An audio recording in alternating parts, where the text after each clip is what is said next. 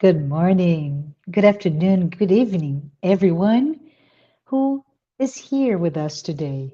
I would like to welcome you to the Psychology and Spirituality, a discussion based on the works of Joanna de Angelis program. We have a treat today with many different individuals representing many different organizations from different parts of the world. From an international standpoint, we have representatives of the ISC, International Spiritist Council. From Brazil, we have AMI Brasil, which is the Spiritist Medical Association, Mansão do Caminho, TV Mansão do Caminho, both from Brazil. From the UK, we have representatives from Spiritist Society of Bournemouth. And from the US, not only we have the United States Spiritist Federation represented in this work, as well as representatives from different centers, Spiritist centers, such as the Spiritist Group of New York, Spiritist Society of Baltimore, Solitude Center for Spiritual Living, and many more. As you may have known, we kicked off our program and we're here to meet with you once again. And we'll hear from our esteemed Anahy Fonseca, who will talk to us about this topic, very relevant topic. Hello, Anahy, how are you doing? Hello, I'm fine. For Thank you. those, you're very welcome. For those of you who may not know Anahy, I would like to introduce her. Anahy Fonseca is a psychiatrist, and for the past 30 years, she has worked in psychotherapy, diagnosis, and research into the relationship between spirituality and mental health. Anahy is also a Jungian analyst from the Jungian Association of Brazil, and she's a member, as I mentioned before, of the Spiritist Medical Association, where she teaches the spiritual psychology of Joanna de Angelis. I am so very happy to have you with us, Anahy, and I will give you the floor. And after you are finished with your content discussion, we'll come back to talk to you with other friends who will be with joining us today. Thank you so much, Anahy. Thank you, Marcia and all. It's a pleasure to be here with you discussing this topic so exciting that is the psychology with a soul, bringing back the soul to psychology through the relationship between psychology and spiritism. So I would like to read first to you all a dialogue that Carl Gustav Jung wrote where he talks with his soul. It's in the Red Book. So Jung says, "My soul, where are you? Do you hear me? I speak. I call you. Are you there? I have returned. I'm here again. I have shaken the of all the lands from my feet, and I have come to you. After long years of long wandering, I have come to you again. Should I tell you everything I have seen, experienced, and drunk in? Or do you not want to hear about all the noise of life and the world? But one thing you must know. The one thing I have learned is that one must live this life. This life is the way, the long sought after way to the unfathomable, which we call divine. There is no other way. All ways are false paths. I found the right way. It led me to you, my soul. I returned, tempered and purified. Do you still know me? Give me your hand, my almost forgotten soul. How warm the joy at seeing you again, you long disavowed soul. Life has led me back to you. Let us thank the life I have lived for all the happy and all the sad hours, for every joy and every sadness. My soul, my journey will continue with you. I will wander with you and ascend to my solitude. This is a beautiful dialogue that Jung writes in his active imagination with his soul in his red book. And we wonder, so I would like to ask you all, so we can think together, what secrets does our soul keep? How to hear it? Which paths does it show us? So there is an interview that I selected to talk to you today with our great medium, Divaldo Pereira Franco, about in the year 2000 in New York. He gave this interview to Katie Mera. And Divaldo, in this interview, he says, 12 years ago, so this was the year 2000, the spirit Joanna de Angelis invited me to write a series of books that she aspired to be of great use to the Spiritist movement. For 50 years, she had been studying psychoanalysis, psychology, and psychiatry in the spiritual world and wanted to bridge fourth force psychology, therefore contemporary or transpersonal psychology, as we call today, with Spiritism in a language compatible with the needs of philosophical thought of our time. So Divaldo goes on saying that most of us, if not all of us, have at the core of our being the predisposing factors to our progress, and also those factors that are failure and our difficulties. And if we don't know these factors, we will always be repeating experiences without leaving a vicious cycle. So Freud talks about this, our repeating the same psychological pattern, neurotic patterns, but we can talk more about this. So in the end of the interview, Divaldo also says, so the new perspective that she draws me is to create a mentality capable of not staying only in doctrinal theorems, but in behavioral solutions. Withdraw the Spiritist movement, which is imprisoned in the Spiritist centers, to equate the problems of the creature wherever the creature is, carrying the message to change the world through social, moral, economic change. So that was the meaning that the spirit of Joanna de Angelis told Divaldo about this great project, the core of the project. And Joanna, in her book, The Conscious Being from 1995, she says, the conscious being must always work on himself from the starting point of his psychological reality, accepting himself as he is and constantly improving himself.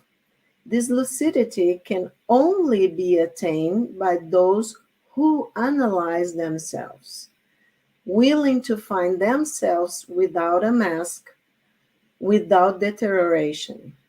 For this, one does not judge or justify oneself. One does not accuse or blame oneself. One just discovers oneself. So I think we should think very much think carefully about this.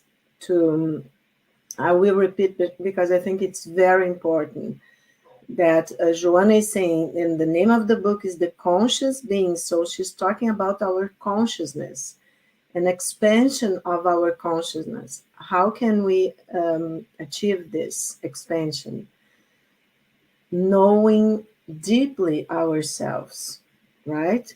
So she calls it lucidity. This lucidity can only be attained by those who analyze themselves, willing to find themselves without a mask, our social mask, without deterioration, so without falling apart, without, great depression or anxiety. For this, one does not judge or justify oneself. One does not accuse or blame oneself. One just discovers oneself. And when I was selecting this sentence by Joanna de Angelis, I remember what Jesus tells us that what when he cured Divaldo in this interview, he talks about this. When Jesus cured people, right? He used to say, "Do you believe that I can heal you? What do you want from me?"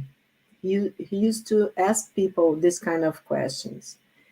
And Joanna tells Divaldo, and they reflect that the individual, while he does not discover himself, he is always stumbling through in the shadows.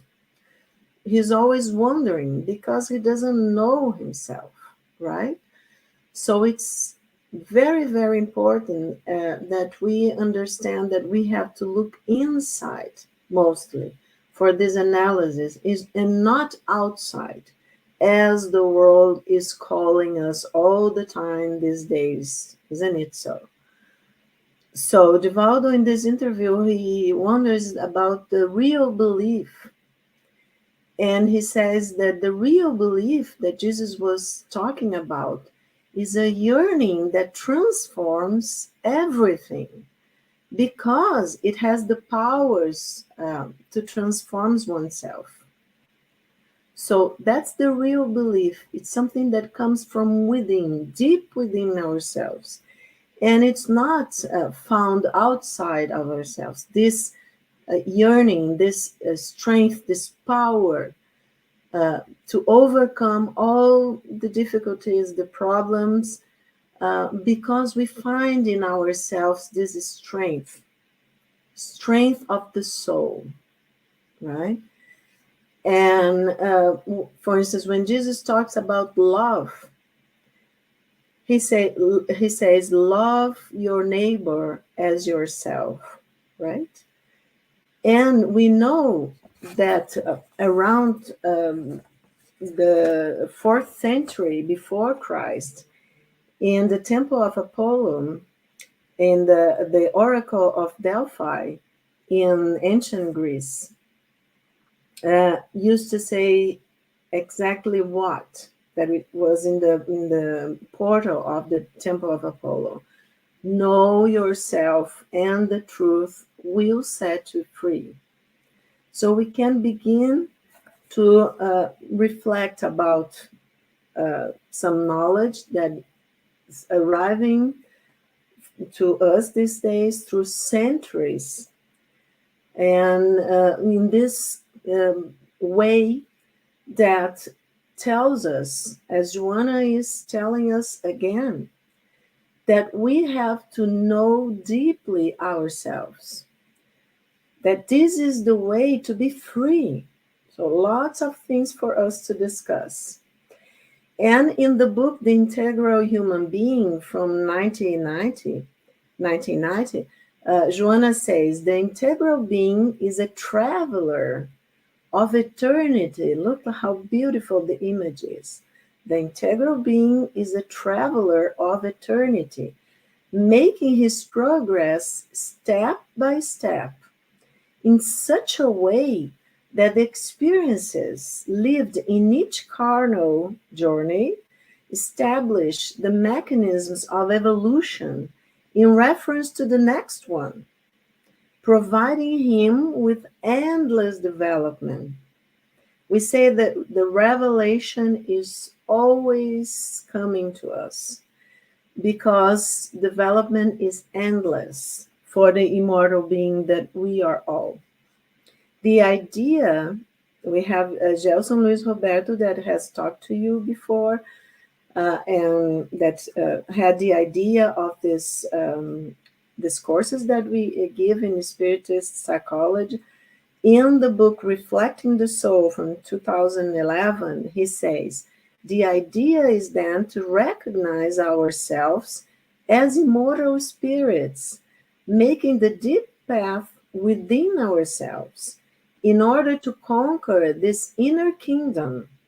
As Jesus put it to us, the kingdom of God is within each one of us. So that's what is so important, to look inside and not outside. And I will repeat, because I think this to close the start this reflection together, and to close this part of, bringing some of the ideas of Joanna and her psychology and her integration actually of psychology with spiritist doctrine. That part that Jung says in his dialogue, the one thing that I have learned is that one must live this life. This life. That's why this life is so precious, to this opportunity of growing, of growth, and of expansion of consciousness is so important to each one of us. This life, says Jung, the long sought after way to the unfathomable, which we call divine. There is no other way. All other ways are false. I found the right way. It led me to you, my soul. So isn't that beautiful to think that each one of us has a spiritual mission, has a spiritual path of self-discovering, and that this path leads us to our soul, to who we really are deep inside, and not our social masks. And to end my talk, so that our colleagues can come and we can talk and discuss this part, I would like to just to give a small idea about, and Joanna uses a lot of Jung psychology. We call depth psychology or complex psychology, Jung's analytical psychology, because it's going beyond the personal unconscious, like deeper, to what all of you already know as the collective unconscious, where Jung says is our self, he calls, our voice within, our superior being, if we want to say like this. And so that it's not so complicated, we are going to be talking a lot about these terms, and you all see that when we understand and we try to connect with these concepts with our hearts, it's much easier than with our mind. Of course, we have to reason and we have to learn new things. It's very good for the brain, but we also, and mainly, we have to listen with our heart, because the knowledge is there. The kingdom of heaven is inside each one of us. So I would like to just give you a small example, an analogy of Jung's, the way that he imagined the psyche, okay? It's very simple. Let's imagine that each one of us is a small kingdom in himself, herself. So in this kingdom, there is a castle, and in this castle, there is a gatekeeper and a king with, his entourage, let's say, with the people that are very close to him. So to the middle of our life, okay, our middle age, it's like our gatekeeper, it's doing his job, keeping watch, deciding who comes in, who goes out, and just doing his job. But he's paying so much attention that he forgot that in this castle there is a king, okay? And it's like in the Middle Ages, especially, when we already have decided the basic things in our life, family, profession, more or less who people see me, who I am, how do I want people to see me, so my social mask, all of this is pretty much, this adaptation to life is pretty much already going on, okay? So in middle age, it's like the king starts calling the gatekeeper and say, okay, you have already learned your job, and now you have to pay attention to me, to what I'm trying to bring to you, because I know the past of this kingdom. I know everybody inside this castle. So I know where we have to go.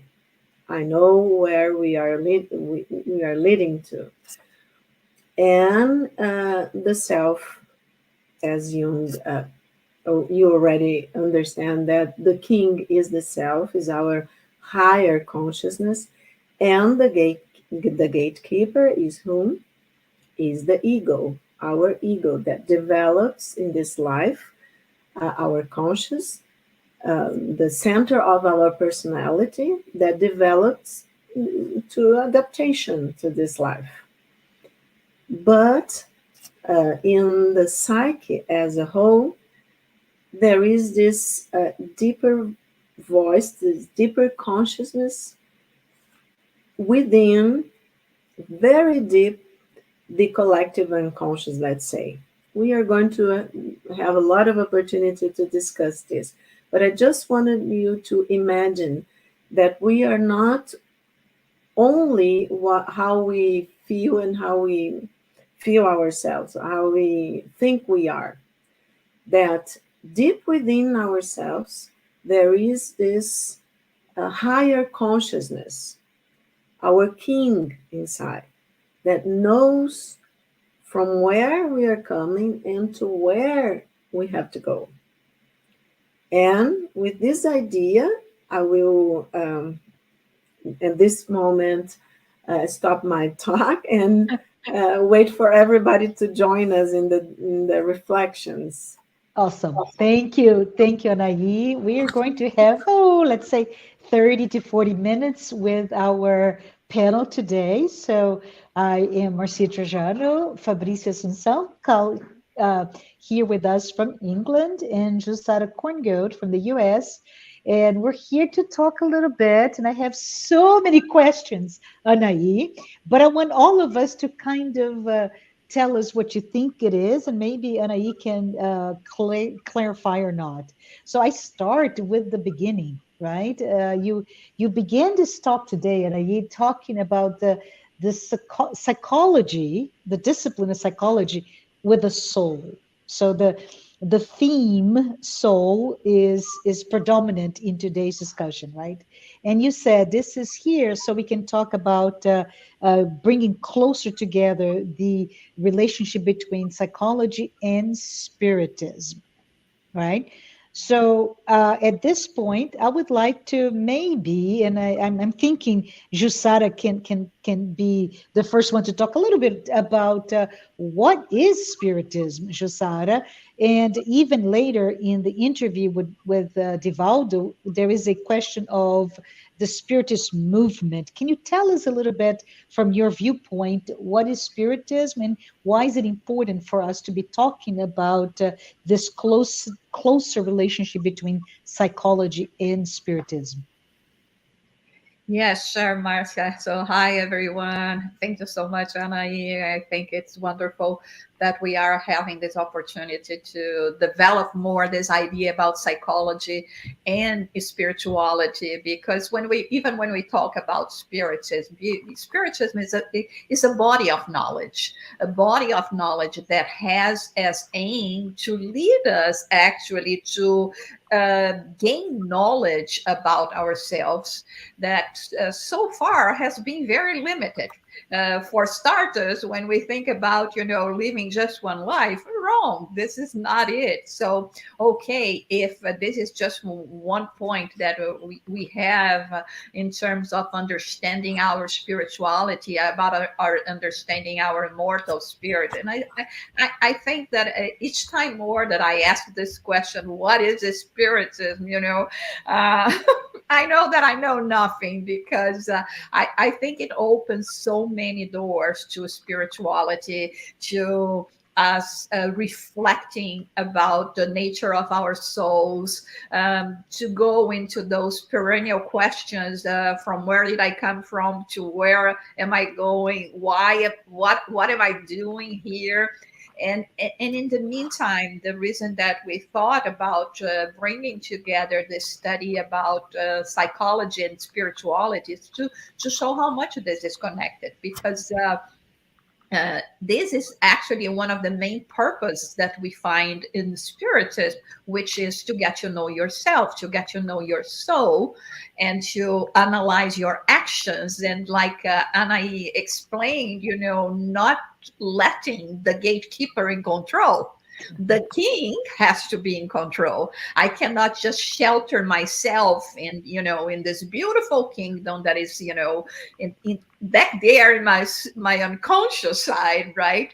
And let only what it is outside, the exterior forms of life, to rule my life, because this is not who I am. So I think when we explore those aspects, and like Anahy said, I think we will have so many opportunities to go even deeper in this sense. We will get to know more and understand more about the reason that we have this set of knowledge. And just for those who have no idea what we are talking about, is everything started here in the U.S. with the spiritual movement that came to life with the Fox sisters, traveled the world, and it gained a body because we went beyond phenomenology to go to the side of philosophy. That's what Hippolyte Leon Denis Arrivail, that assumed the pen name Allan Kardec, did. Put all this together and is traveling the world, and for the moment is very huge in Brazil. Also because it has to be worked in the aspect of sensibility, in the aspect of loving and fraternity as well. Absolutely. Thank you, Jussara. So, Fabricio, from England, do you have any additional thoughts in terms of what is spiritism from your point of view? Yeah, sure. Hello, everyone. It's a pleasure to be here with all of you. Thank you, Anahy, for that beautiful explanation. And it's interesting when Anahy was quoting that conversation that we should be having with our soul. And those questions were, where are you? Where have you been? And then that made me to reflect on how important is for us to be connected with our soul. And then when Jusara was saying about spiritism, something that came up in my mind is when we studied the spirits book, Kardec with the spirits is he put a lot of focus on defining what soul is, the definition of soul. And then we were talking about the link between psychology and spiritism. And one of the link we can actually bring up on this discussion, that's exactly Mhm. that. Because Kardec and the spirits was telling us how important for us to understand the definition of soul.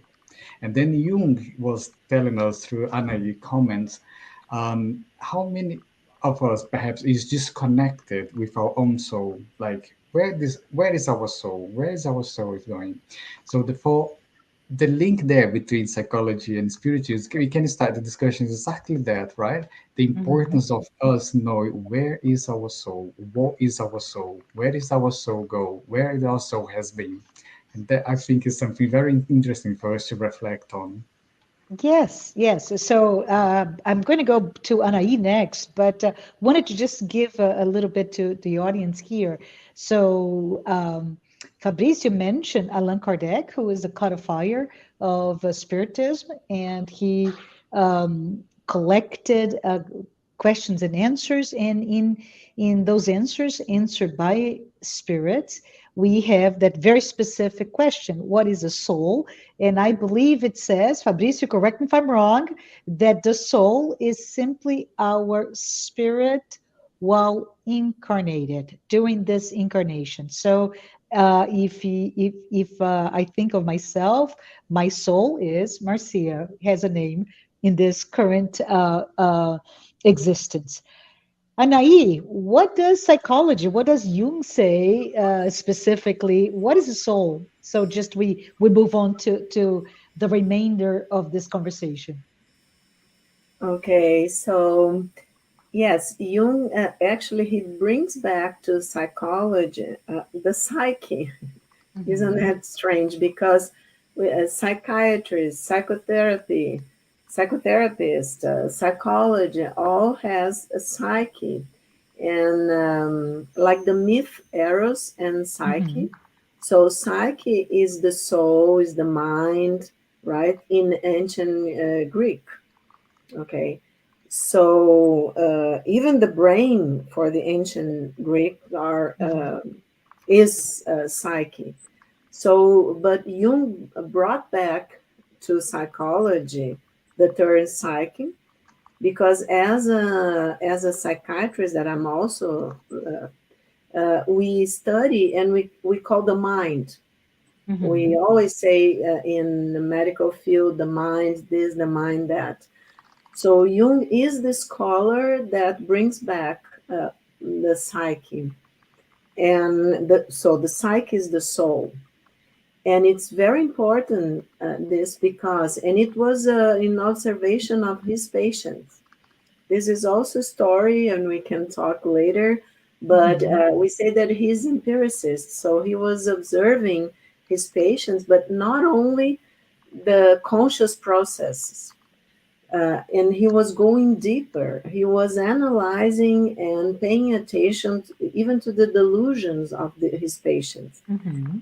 and he understood that many images and themes, subjects, that appear in the delusions, hallucinations of his patients were very ancient, and that Mhm. many patients didn't even have, for instance, the culture and knowledge and education so that we could explain some of the images of the hallucinations. So this is very important because, okay, so it's not a memory that was forgotten, and because the mind is all disconnected in a psychosis, then that image appears because it was in the memory, in the past memory. It was not. Many images were not from childhood, for instance, and not from traumas in the past. They were simply images from very long ago and even ancient myths. Okay, and so Jung, studying this kind of phenomena, he arrives and also dreams because he considered that he probably by the end of his life he had analyzed something like 80,000 Wow. dreams. It's a lot. Mhm. I think he's the psychologist and psychiatrist that has analyzed to this day this all this the most, the amount of dreams, the biggest amount of dreams. So in the observation of our dynamic, our unconscious and also of consciousness and the how the unconscious and our conscious mind relate, so through all this study, he arrives at this point that we all have a common background, if we can say, that is the collective unconscious and what he called the archetypes. Mhm. Okay? So ancient forms within deep inside our psyche in the collective unconscious. So our soul, as Jusara was saying, Fabrício, it's very old. We don't know how old it is. So, but we know through Jung's psychology and through Joanna's project of putting together all that we know of psychology, of the psyche, of the mind, okay, with the spiritist knowledge that we are immortal souls. So we know that what is in the Gospels, that we are all brothers and sisters, or we are coming from the same source that we call God, is truth. It's the truth from the psychological point of view. Okay, we are talking now in the through this point of view, the Mhm. psychological point of view. So, as Jusada was saying, we know, and you are saying, Marcia, that the soul is the spirit reincarnated, Mhm. right, in the body of flesh, and using the brain. It's not the brain that is producing, as many of my colleagues still think to this day, that the brain is producing the soul. No, no, no. The soul is using the body, and is, of course, is using the brain to manifest itself. So I would say that the soul, our psyche, is very old. We don't know how old.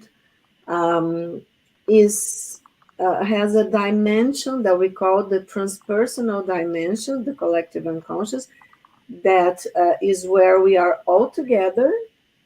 All our heritage is there, all the archetypes, all the possibilities, our individual experiences, and are together in deep inside of us. So we are really brothers and sisters, and we have a common background. It doesn't matter different cultures and whatever, from the psychological point of view. And so our soul is, Joanna says that the king, I'm going to give a spoiler, but we are going to be talking about this many, many times. Mhm. Joanna is the scholar, the spirit that says that Jung's self is the spirit. So our soul is exactly our spirit living in this dimension, this experience, and with an ego. I don't know if it's kind of clear or. Oh, we're going to talk some more in the next few months together. So, this is a teaser for everybody. If you are as intrigued as I am with all those concepts that we're bringing here, we'll have time to break them down each by one, each every one of them, and we'll all learn together with many of those what I call my heroes, Jung and Joanna and Divaldo. But I wanted to, we have a few more minutes together. So let's talk a little bit about the relationship. There's a triad here. We talked about Joanna de Angelis. We talked about Carl Jung.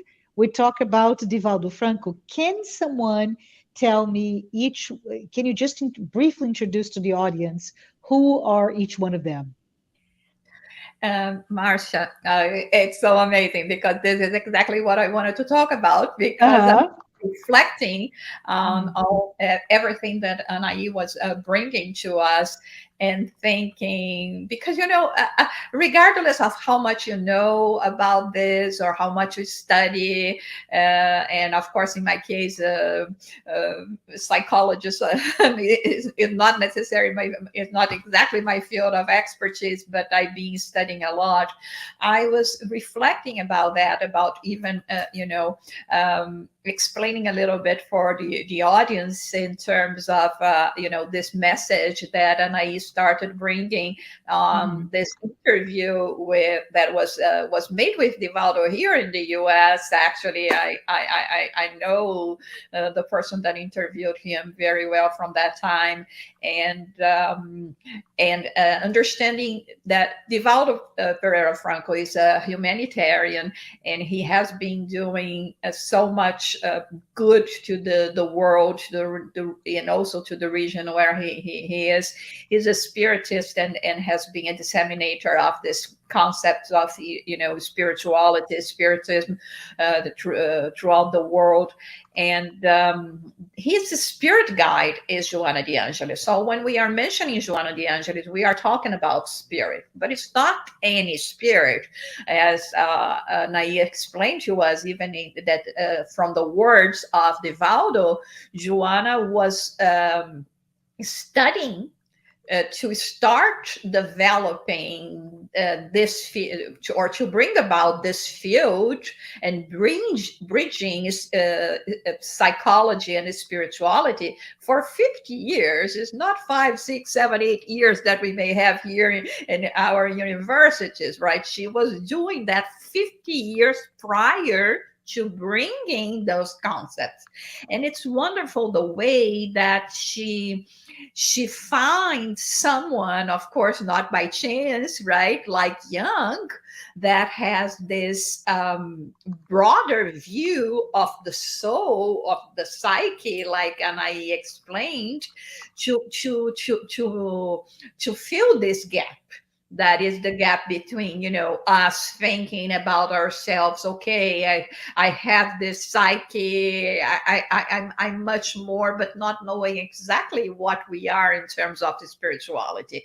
So she comes from this base, from someone that had already this open mind, this understanding about the soul, about the returning of the soul, about the experiences of the soul.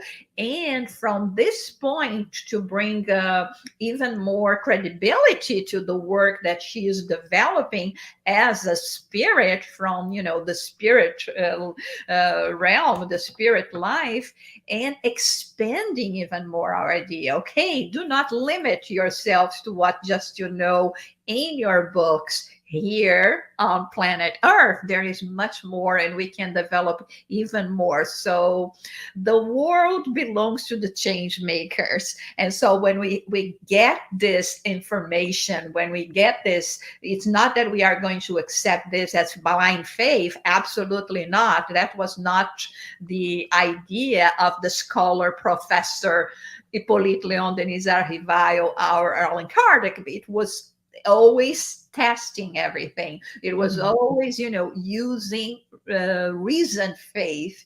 And in this sense, I think it's extraordinary when we think about this union of Joanna de Angelis and Jung, and so that we can finally start uncovering or lifting the veil that has been part of us for so long. So I just wanted to bring it beautiful. Thank you, Jussara. Wanted to just remind everyone that as the spirit guide of Divaldo Franco, Joanna de Angelis wrote, because we're going to be referencing a lot to the psychological series, a series of 16 books that contains the one that we brought here. I think the integral human being, as well as the other one, which is the conscious self, right? I think this is the conscious being. I'm so sorry. Those are referenced, and there's many more that we'll reference throughout our time together. But she wrote with that partnership with Divaldo 16 books, but there's thousands of messages that she also brought to us. So there is this amazing spirit that brought to us messages of consolations, messages of what I call this awakening, or just kind of an alarm clock. Hey, come on, time to wake up, right? Time to be aware of all there is. And this is my simple way of thinking about it. Fabricio, do you want to add something about either Divaldo or Joanna or Jung? I think I'd like to actually ask Anahy to Okay. expand a little bit more on, because she has referred to the Red Books by Jung. Yes. And for actually for myself and for the audience that's going to be listening to us, because many people might not have heard of the Red Book or Jung. If you could give us a little bit more explanation around the Red Book and Jung himself, I think it would be very beneficial for us. Love it. Thank you. Thank you so much, Fabrício. Anahy, the Okay. ball's back to you. Okay. So I strongly suggest that people, I like very much, there was I think it's, of course, in the YouTube, a small film. It's like an Indiana Jones in the Temple of Doom or something like that. When Jung's family gives to Sonu Sandasani, it's the editor of this a British scholar, that he was given the Red Book to translate. So the Red Book is after Jung breaks up with Freud. Everybody Mhm, knows that around the year 1913, I think, or 1912. mhm, Yeah, and they broke because Jung was actually um, studying and developing the concept of the collective unconscious and the archetypes. And Freud didn't agree that this was, was possible. He was very his goal was the personal unconscious. He didn't understand, and he didn't thought it was possible to go beyond that. Something would exist beyond the personal unconscious. So when they split, and this, the friendship and the partnership falls apart, what happens that Jung goes into a crisis because he was very connected to Freud and to the beginning of psychoanalysis. And he gets in a point that he never stopped working, okay? He never stopped seeing patients and writing and studying. But he gets, really disturbed, and a lot of images and a lot of images and a lot of dialogues like this one that I wrote. I told you about, the dialogue with the soul and all of that. It started coming from Jung's deep unconscious. And he would do like we call active imagination every night, more or less every day, like 20 minutes, 15 minutes, and he would pay attention to these images and to these stories that were coming from deep within. And we say, a lot of colleagues say, oh, he was psychotic, because he was delusional and hallucinating. But to say that he was psychotic, he would have to have impaired his sense of the reasoning, as Josada was saying, the faith with reason, and also his critical judgment. And he never lost this. He never lost. So, to this day, Jung was the only person that I know of that was able to hold, so his ego was very mature and very strong, because he didn't fall apart. He didn't. He was really integrated. He integrated all these concepts and images, and he observed and was critical of them. So to be critical of something that you would say is an hallucination, images, and not only critical, but he said, well, I'm going to see firsthand what my patients feel and see, and what happens to them. And beyond that, he not only observes and analyzes and lives, the really feels the and connect to the images, but he developed a psychology that we say is psychology with characters, because we're going to be talking a lot. I don't want to give a lot of spoilers, but our inner world has a lot of people. It's not only the king and the gamekeeper. I'm not going to say anything more than that. But it's very important what Fabrizio asked, because then he started writing the black books. That the black books were translated and edited now in the pandemic, I think 2021, something like that. And also Sonu Chandasani translated to English, to Portuguese, and a lot of other languages. And the red book that it's they were together. Okay, so it's like a diary, but it's not like a diary, because he was writing down all these experiences and he was connecting. It was a living process of self-analysis. Let's say, with heart, with living, not being afraid, as Joanna said, of being with ourselves. So he was a very, of course, evolved soul also, not in the sense as Joanna, and but in the sense of, to this life, to be able to be so strong and to fulfill his mission of not being afraid, being brave enough to get to know himself. The beginning of our talk today, with judging, of course, what was going on, but not judging himself in a sense, oh, I'm crazy, I'm not going to go to pay attention to this. You have to be very brave to do that.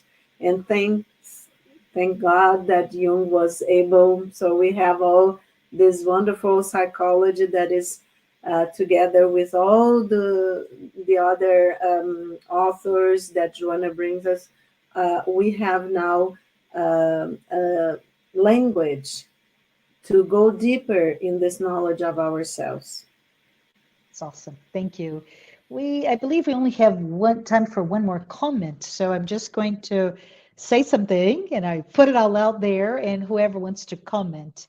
And it's really at the end of your dialogue where you were talking about those words from contained the Red Book by Carl Gustav Jung.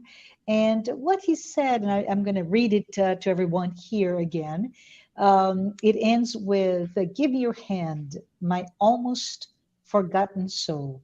How warm the joy at seeing you again, you long disavowed soul. Life has led me back to you. Let us thank the life I have lived for all the happy and all the sad hours, for every joy, for every sadness. And he ends with, my soul, my journey should continue with you. I will wander with you and ascend to my solitude. And then you said to us, what secrets do our souls keep? Who would like to talk about this question that Anahy asked us earlier? What secrets do our souls keep, and maybe why? Interesting reflection there, and I think that is exactly one of the points that connect spirituality and psychology, because it's all about us being able to connect with our soul. And then the philosophy behind spiritism is all about us to self-discovery. And Mhm. then, as you say about the quote that Jung just quoted there for us, is about us rescuing that disconnection that we had from our soul. And I think that is exactly what this journey is going to take us, these reflections, this study group, these comments that we are going through is taking us on this journey, how to best connect ourselves with our soul. Beautiful. Thank you, Fabricio. Love it. I have goosebumps. Just Sarah, do you want to add anything? I see you're smiling. I just think, there's so much for us to talk about. So let's leave Mhm. it for the following program. And Yes. I know we want to uncover everything just today, but it's a journey, right? Like Joanna de Angelis said, as Anahy mentioned, we are travelers, right? A traveler of eternity, and we cannot fathom to find out about all of this journey, all that we have ahead of us in just a single hour. So Yes. thank you so much, Anahy and Fabricio and Marcia. That's been a wonderful, wonderful conversation and knowledge that we've been gathering here today with you guys. I just wanted to add something Yes. Thank you. that it's very exciting time to be here and to be alive. It's I know it's sometimes we have to personally deal with problems, with fears, with disconnection, as Fabrizio said, of our souls because we are being always called outside. And many times we feel like, oh, but it's so hard and the world is going this way, that way. But as Jung says, and I love that Marcia wrote, talked again about this, that this life is the way to the divine.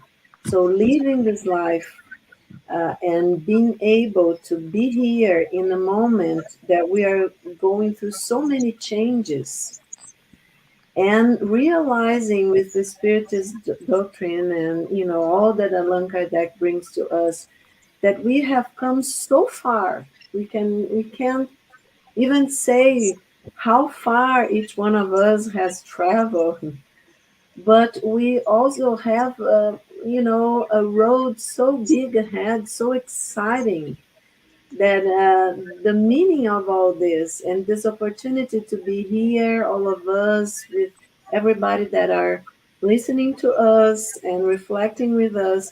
So I know that we are at this point, at this moment, making our collective unconscious, our experiences brighter, bigger, and we are doing this together. And the road is going to open really beautifully for each one of us. I don't have any doubts about that. Thank you. Thank you. Thank you, Anahy, Josara, Fabrício, and all of you. Those of you who are watching at this moment, thank you for being here with us. And let's continue this journey together in the next episodes. Bye bye.